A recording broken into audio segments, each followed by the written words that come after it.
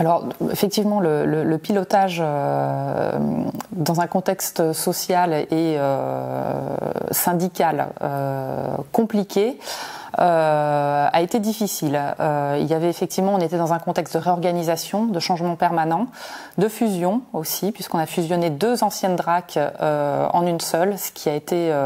effectivement assez traumatisant pour les agents, puisqu'on change les manières de travailler, on est 2 fois plus nombreux, on se connaît pas aussi, et effectivement les tensions sociales en instance étaient très présentes, et du coup elles ressortaient dans le groupe de travail aussi, entre la direction et les représentants du personnel, qui réglaient un petit peu leur compte parfois à ce moment-là, et c'était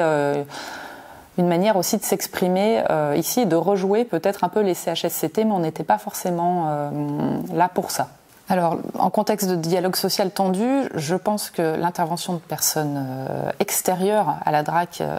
pour animer le groupe est essentielle, puisqu'elle permet d'amener de la médiation aussi, de la neutralité. Et je crois que c'est un métier aussi, non seulement d'animer un groupe et d'être spécialiste des RPS, des risques psychosociaux bien sûr, et je crois qu'il faut trouver un intervenant qui est spécialiste des risques psychosociaux et qui est spécialiste de l'animation du groupe et qui comprend les phénomènes qui peuvent émerger d'un groupe justement constitué de personnes qui s'opposent régulièrement et qui sont souvent en conflit pendant des instances. Et je crois que c'est ces personnes-là qui pourraient faire sauter ces tensions, quelques-unes en tout cas, et apaiser le groupe pour le remettre dans le travail et aller vers cet objectif commun en tous les cas. Je pense que la direction, dans un contexte social tendu comme on l'a vécu